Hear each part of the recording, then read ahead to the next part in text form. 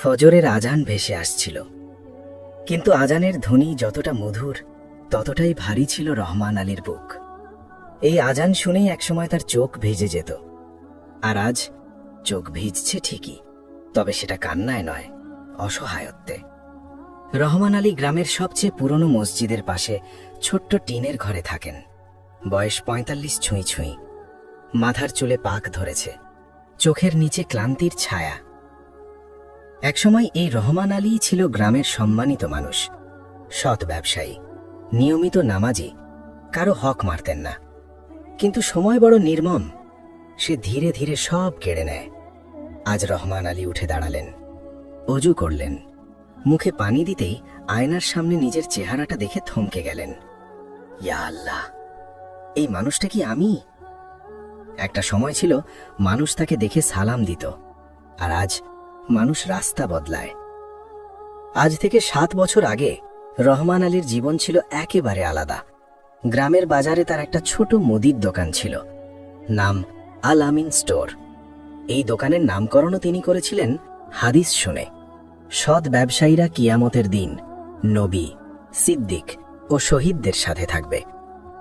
রহমান আলী বিশ্বাস করতেন, রিজিক আল্লাহ দেন, হারাম পথে গেলে হয়তো বড় হওয়া যায়, কিন্তু টিকে থাকা যায় না। তার দোকানে কখনো ভেজাল ছিল না, ওজন কম দিতেন না, কাউকে ঠকাতেন না। কিন্তু এই সততাই একদিন তার সবচেয়ে বড় অপরাধ হয়ে দাঁড়ালো। গ্রামে তখন নতুন একজন প্রভাবশালী লোকের উত্থান, হাজী করিম উদ্দিন। বিদেশ থেকে টাকা এনে বড় ব্যবসা শুরু করেছে। তার বড় গুদাম, বড় ট্রাক, বড় বড় লোকের সাথে ওঠা বসা। মানুষ তাকে ভয় পেত, আর ভয় থেকেই সম্মান জন্মায়। এই সমাজে সেটাই নিয়ম। হাজী করিম বাজারে এসে রহমান আলীর দোকানের দিকে তাকিয়ে হেসেছিল। এই দোকানটা এখনো টিকে আছে? তার কণ্ঠে ছিল তাচ্ছিল্য। একদিন হাজী করিম নিজে এসে রহমান আলীর দোকানে দাঁড়ালো। শোন রহমান, তোর দোকানটা আমার গুদামের সামনে পড়ছে, ব্যবসার দিক দিয়ে সমস্যা। রহমান আলী শান্ত গলায় বলেছিলেন, হাজী সাহেব, এই দোকানটা আমার বাপ দাদার জায়গা, কাগজপত্র সব ঠিক আছে। হাজী করিমের চোখ সরু হয়ে গিয়েছিল। এই বাজারে আমি যা চাই সেটাই হয়। দোকান ছাড়বি নাকি ছাড়তে বাধ্য হবি? রহমান আলী সেদিন শুধু বলেছিলেন, আমি কারো ক্ষতি করছি না, আল্লাহর উপর ভরসা আছে। এই একটা বাক্যই তার জীবনের মোড় ঘুরিয়ে দেয়।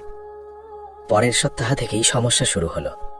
হঠাৎ করে বাজারে গুজব ছড়ালো, রহমান আলীর দোকানে নাকি ভেজাল পণ্য। কেউ বলল চাল নাকি পচা, কেউ বলল তেল নাকি মেশানো। রহমান আলী হতভম্ব।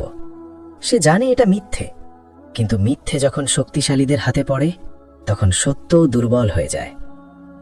একদিন বাজার কমিটির লোক এসে দোকান সিলগালা করে দিল। তদন্ত চলবে। রহমান আলী কাঁপা কণ্ঠে বলেছিল, ভাই, আমি কোনো অপরাধ করিনি। জবাব এলো, উপরে নির্দেশ আছে। উপরে মানে হাজী করিম। সেদিন বাজারে রহমান আলীকে দাঁড় করিয়ে তল্লাশি করা হলো। মানুষ জড়ো হলো। যারা একসময় সালাম দিত তারা আজ ফিসফিস করছিল, দেখেছিস, সোজা মানুষ বেশি সোজা হয় না। রহমান আলীর মাথা নিচু। সে চিৎকার করেনি, প্রতিবাদ করেনি, কারণ সে জানে যেখানে জুলুম ক্ষমতার সাথে জোট বাঁধে সেখানে চিৎকার করলেই অপরাধ প্রমাণ হয়। সেদিন দোকান বন্ধ হলো। সেদিন থেকেই রহমান আলীর রিজিক বন্ধ হলো। রহমান আলীর ঘরে তখন ৩ জন মানুষ, স্ত্রী আয়েশা খাতুন আর 2 সন্তান, 12 বছরের ছেলে ইমরান আর 8 বছরের মেয়ে মারিয়া। প্রথম কয়েকদিন আয়েশা কিছু বলেনি, কিন্তু এক রাতে যখন চাল শেষ হয়ে এলো সে চুপচাপ বলল, আপনি কি অন্য কোথাও কাজ খুঁজবেন? এই প্রশ্নটা তীরের মতো বুকে বিঁধল। একজন স্বামী, একজন বাবা, এই প্রশ্ন শুনতে কতটা অসহায় লাগে সেটা শুধু আল্লাহ জানেন। রহমান আলী সেদিন রাতের নামাজে কাঁদল, ইয়া আল্লাহ, আমি কারো হক মারিনি, তবু কেন এই পরীক্ষা? 2 মাস পর আরেকটা খবর এলো, রহমান আলীর দোকানের জায়গাটা নাকি সরকারি খাস জমি। কাগজপত্র জাল করা হয়েছে, স্বাক্ষর জাল, নথি উধাও। রহমান আলী ছুটে গেল থানায়।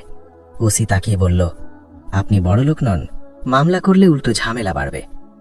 এই কথার ভেতর লুকানো ছিল হুমকি। রহমান আলী বুঝে গেল এটা শুধু ব্যবসা নয়, এটা তাকে ভেঙে দেওয়ার চেষ্টা। একদিন বাজারে হাজী করিমের সাথে মুখোমুখি দেখা। হাজী করিম হেসে বলল, কেমন আছিস রহমান? রহমান আলী তাকিয়ে বলল, আল্লাহ যা করেন ভালোর জন্যই করেন। এই কথায় হাজী করিমের হাসি আরো চওড়া হলো। আল্লাহ বড়, কিন্তু বাজারটা আমার। এই একটা বাক্যেই তার অহংকার উন্মোচিত হলো। এক রাতে ইমরান বলল, আব্বা, কাল স্কুলে মাস্টার বেতন চেয়েছে। রহমান আলী কথা বলতে পারল না। মারিয়া পাশে বসে বলল, আব্বা, তুমি আবার দোকান খুলবে না? এই প্রশ্নের কোনো উত্তর ছিল না। সে শুধু মাথায় হাত বুলিয়ে দিল। সেদিন গভীর রাতে রহমান আলী জায়নামাজে বসে বলেছিল, ইয়া আল্লাহ, আমি বদলা চাই না, আমি শুধু ন্যায়ের ফয়সালা চাই। আপনি ছাড় দেন, কিন্তু ছেড়ে দেন না। এই বিশ্বাসটাই আমাকে বাঁচিয়ে রেখেছে। তার চোখের পানি জায়নামাজ ভিজিয়ে দিল।